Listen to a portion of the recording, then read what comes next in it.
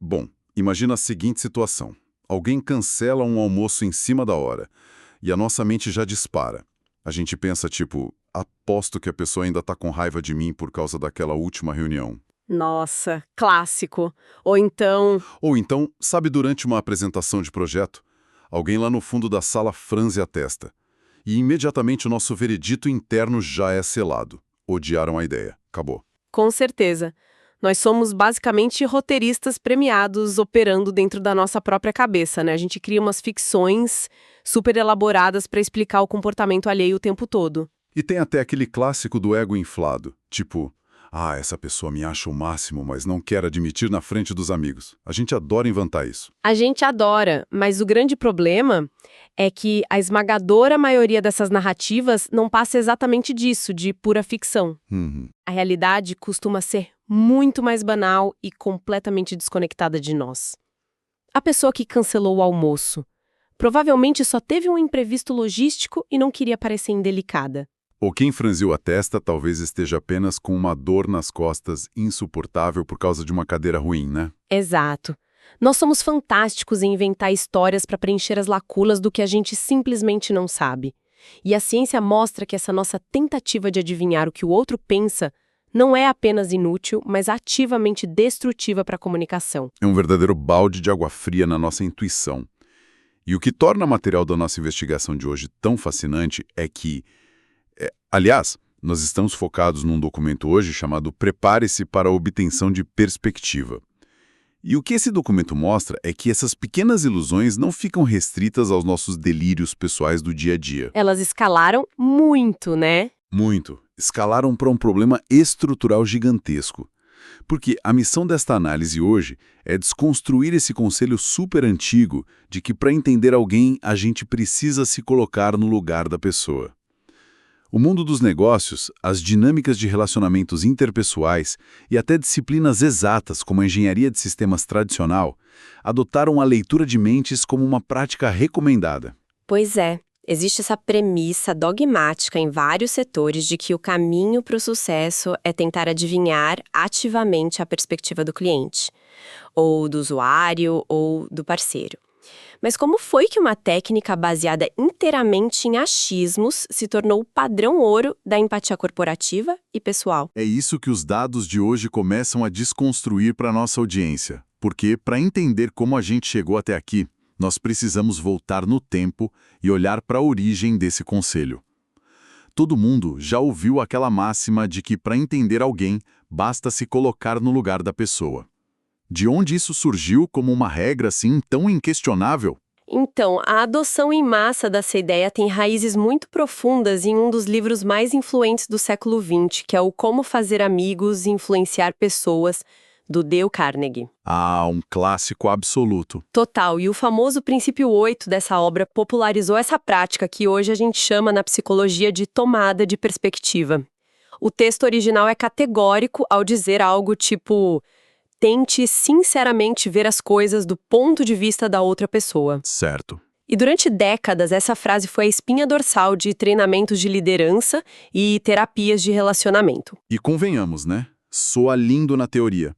É poético, soa nobre.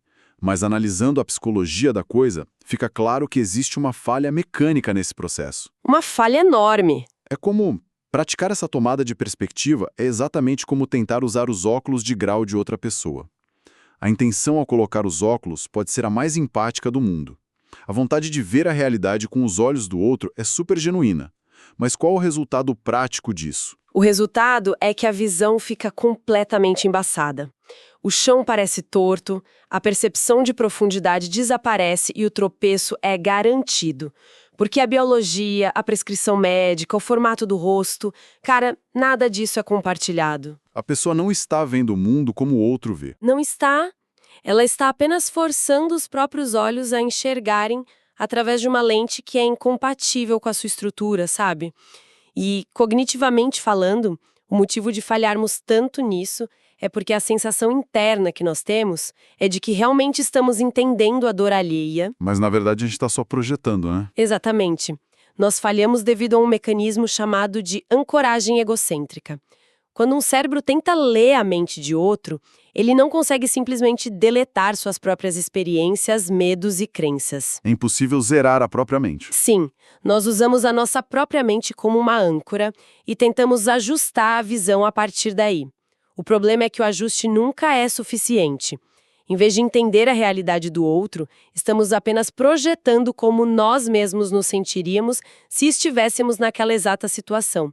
A gente carrega a nossa própria bagagem emocional para o cenário do outro. O que explica um sem número de desastres e conflitos por aí? Equipes de desenvolvimento de tecnologia, por exemplo, constroem produtos caríssimos baseados no que eles supõem que o usuário precisa, apenas porque fizeram lá um exercício criativo de se colocar no lugar do cliente. E aí lançam o produto e ninguém usa. Pois é. Ou então em casa, né?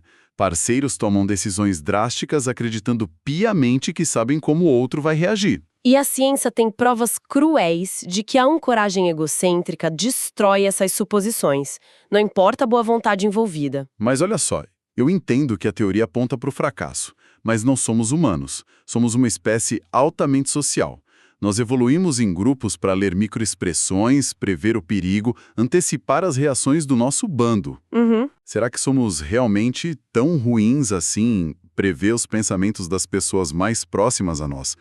Porque o senso comum diz que a intimidade traz uma certa clareza intuitiva.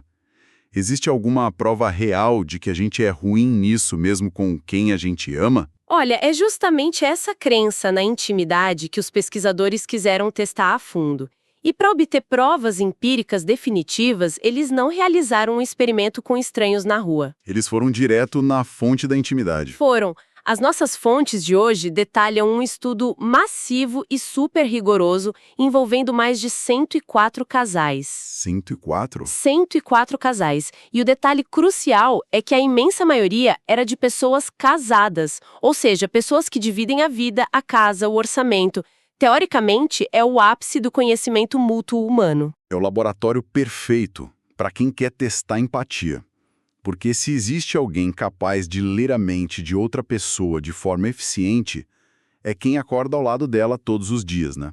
O que exatamente eles precisavam fazer nesse estudo? A dinâmica exigia que os participantes previssem as respostas de seus parceiros, em uma escala de 0 a 10, para uma série de afirmações muito reveladoras. E não era um teste superficial, tá? As perguntas foram calibradas para varrer atitudes cotidianas e questões de peso emocional muito profundo. Analisando a lista de perguntas do teste, dá para ver claramente o grau de complexidade que os casais enfrentaram. Tem 3 perguntas cruciais que a gente precisa discutir aqui. A primeira afirmação que eles tinham que prever do parceiro era algo tipo: eu gosto de pagar em dinheiro sempre que possível.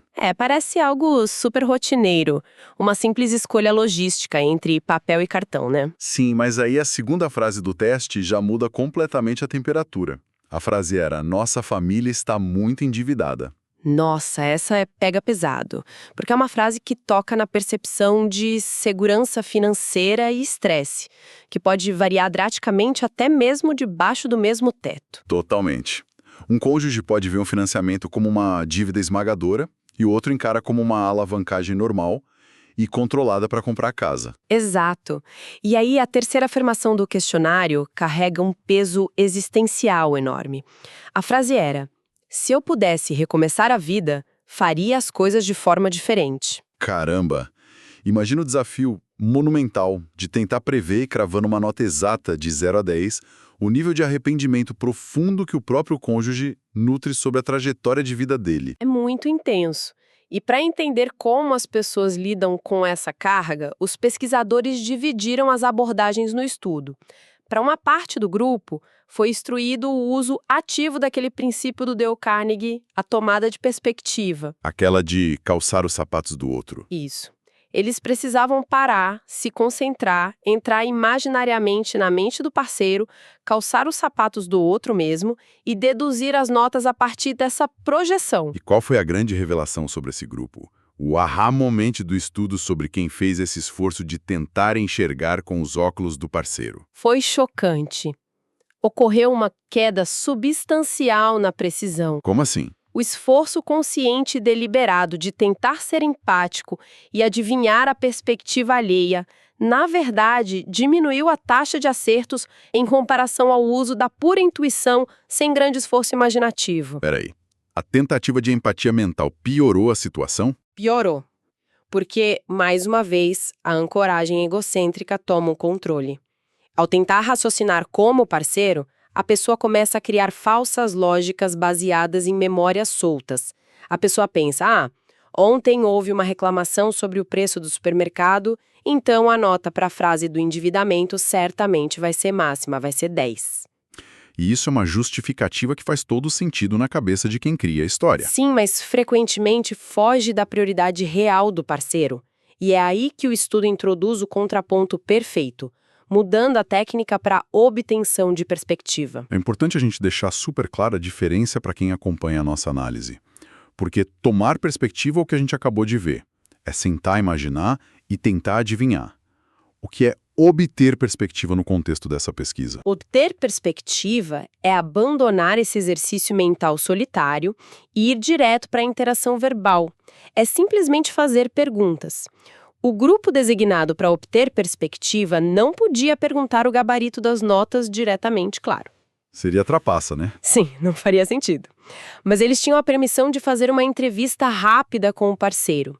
Coisas como você tem lidado com pagamentos em dinheiro ultimamente? Ou como você sente que estão as nossas contas? É o ato prático de conversar antes de preencher a nota no papel. E a discrepância de resultados entre quem adivinhou e quem conversou é simplesmente esmagadora. Se a gente olhar os números impactantes aqui, dos 15 itens do teste, o grupo que aplicou a clássica tomada de perspectiva acertou apenas cerca de 4 perguntas. 4 acertos em 15 para casais com anos de convivência.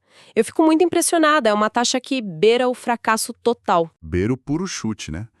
E do outro lado, o grupo que usou a obtenção de perspectiva, que apenas conversou por alguns instantes investigando o tema, elevou esse número para quase 10 acertos nas mesmas 15 perguntas. Quase 10 acertos? É uma redução brutal nos erros. Eles reduziram os erros pela metade.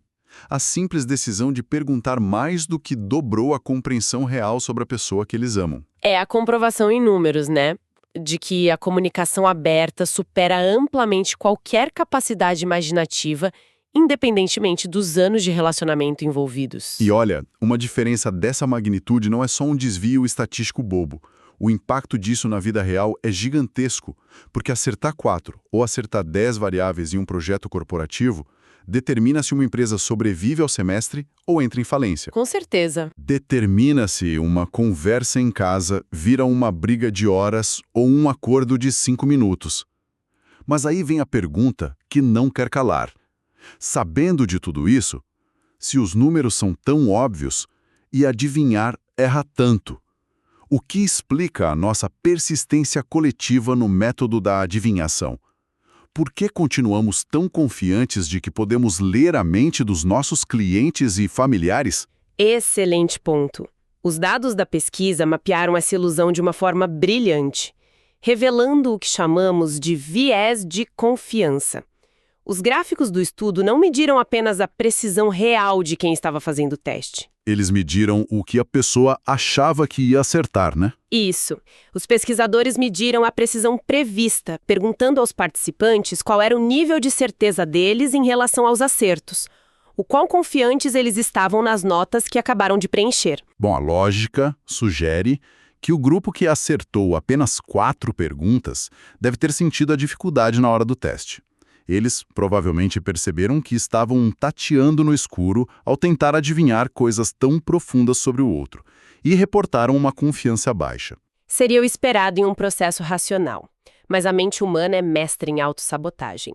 O gráfico de precisão prevista revelou que os participantes que estavam apenas adivinhando relataram níveis de confiança quase idênticos aos dos participantes que conversaram e obtiveram os dados reais. Mentira! Eles acharam que tinham ido super bem. Acharam. Eles acreditavam que as respostas obtidas tentando adivinhar eram quase tão boas quanto as obtidas perguntando. É a arrogância da intuição em sua forma mais pura. Nós somos péssimos em ler mentes, mas temos a convicção absoluta de que somos brilhantes nisso. É o famoso ponto cego. Exato. O viés da confiança nos fornece uma falsa sensação de segurança. A certeza interna que a gente sente ao montar um quebra-cabeças narrativo sobre alguém é tão forte que o cérebro simplesmente dispensa a necessidade de checar a realidade. Ele não exige provas porque a história interna já fez sentido para ele. Nossa, e o perigo disso em grande escala é perturbador.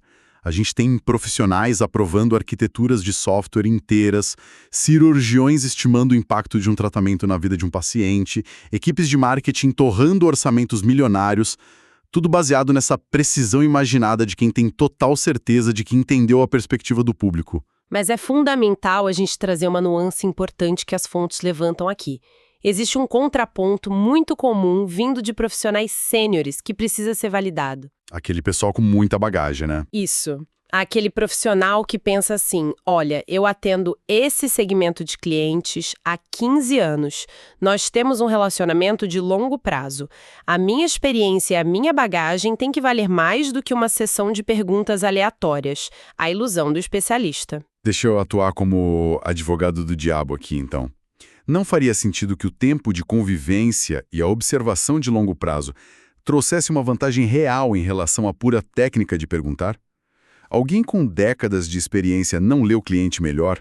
Faz sentido, e a convivência não é inútil. O estudo, inclusive, testou a variável do relacionamento comparando o desempenho dos casais com o de grupos de pessoas totalmente estranhas fazendo a mesma tarefa de tentar adivinhar preferências num teste de personalidade. E qual foi o resultado dessa comparação? O resultado é claro. O relacionamento importa, e importa muito. Os casais superaram sistematicamente os estranhos ao tentar prever preferências em todas as condições testadas. Não importa a técnica usada. Claro, há um repertório compartilhado que facilita a sintonia, né? Exato. Quem convive cria uma familiaridade.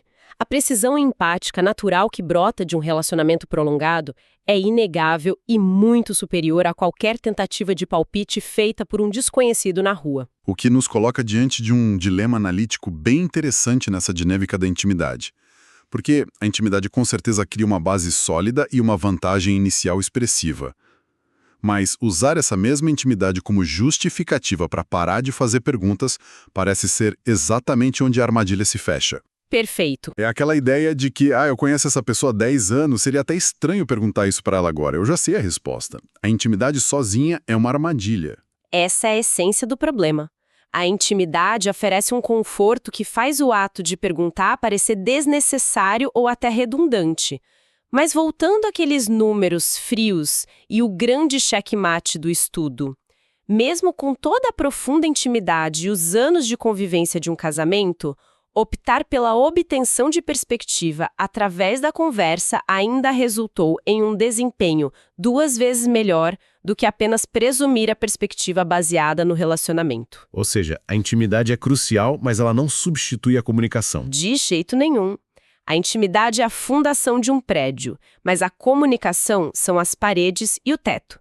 Para entender prioridades reais e requisitos precisos, é necessário uma combinação de intimidade mais interação. A conclusão lógica é que não podemos escolher entre experiência ou investigação.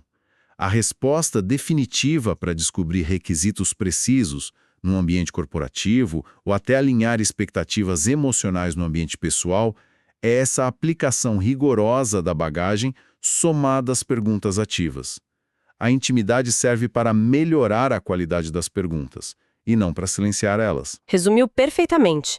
E para amarrar essa conclusão e trazer um resumo prático para o nosso mergulho nos materiais, há uma citação de um pesquisador chamado William Aikes nas nossas fontes, que resume anos de ciência cognitiva sobre esse tema. Analisando os precursores da empatia, ele conclui o seguinte: o melhor preditor, até agora, da precisão empática é a inteligência verbal. Inteligência verbal. O que, traduzindo para a linguagem cotidiana, para quem acompanha a nossa análise e quer aplicar isso amanhã, não significa ter a oratória de um político ou um vocabulário de dicionário, né? Não, de forma alguma. Inteligência verbal, à luz do que a gente explorou hoje, é a capacidade e a franqueza de abrir mão do orgulho de querer ser um leitor de mentes. Se você quer saber... Quer dizer, se a gente quer saber como alguém se sente ou o que a pessoa valoriza, pare de preencher as lacunas mentalmente. Pare de escrever ficção. É o fim do eu acho. Sim, basta perguntar. Simplesmente verbalize perguntas claras de investigação. Como você prefere que abordemos esse problema? O que te preocupa em relação a esse orçamento? Qual é a sua prioridade nessa fase da vida? É a substituição completa do paradigma da adivinhação pelo paradigma da investigação. Um abandono das suposições para a entrada dos dados reais. E a aplicação disso atinge todo mundo da nossa audiência. Seja para quem está desenvolvendo um produto complexo para um cliente exigente e precisa fechar um negócio, até quem apenas quer desarmar uma tensão em casa num fim de semana. Substituir as certezas que inventamos sobre o outro por genuínas perguntas de exploração salva recursos financeiros, salva tempo e, principalmente, salva relações. Sem dúvida. E para o encerramento da nossa investigação de hoje, fica um pensamento provocativo final que emerge diretamente dos dados que nós discutimos e que vale a pena a gente continuar ponderando. Nós vimos as estatísticas provarem que a intuição humana sobre pensamentos alheios falha miseravelmente. Falha feio. Nós erramos em mais da metade das vezes ao tentar prever os anseios das pessoas com quem dividimos a cama, os planos financeiros e a própria vida. E o pior, nós erramos com a absoluta certeza de estarmos acertando. É a nossa perigosa confiança na própria ignorância. Exatamente. Agora, expandindo esse microcosmo para o quadro geral. Se o nosso radar de empatia intuitiva é tão defeituoso dentro do nosso próprio núcleo familiar e com as pessoas que mais amamos, pensem nas dinâmicas sociais externas. Quantos dos gigantescos atritos no ambiente de trabalho, das agressões gratuitas ou das intensas polarizações ideológicas que fragmentam a nossa sociedade moderna não estão sustentados inteiramente por narrativas fantasiosas? Nossa, isso é muito profundo. Quantas batalhas nós travamos diariamente motivados por tramas que nós mesmos fabricamos sobre o que o outro lado supostamente sente, acredita, planeja ou valoriza? É uma reflexão que expõe a fragilidade das nossas maiores convicções sociais, né? Porque se a gente mal consegue prever se um parceiro de longa data prefere pagar no dinheiro ou no cartão, a arrogância de achar que nós compreendemos intuitivamente as dores, os medos e as motivações mais complexas de pessoas com as quais a gente nem sequer convive soa quase irracional. O maior ato de empatia que existe, portanto, não é o esforço imaginativo de colocar os óculos do outro na tentativa de enxergar a sua dor. O maior ato de empatia é reconhecer que não somos donos da perspectiva alheia e ter a coragem de perguntar a quem está do lado o que é que eles estão vendo através de suas próprias lentes. Um excelente dia a todos que acompanharam este mergulho nos materiais, mantenham viva a curiosidade e o questionamento contínuo das próprias narrativas. E até a nossa próxima análise profunda.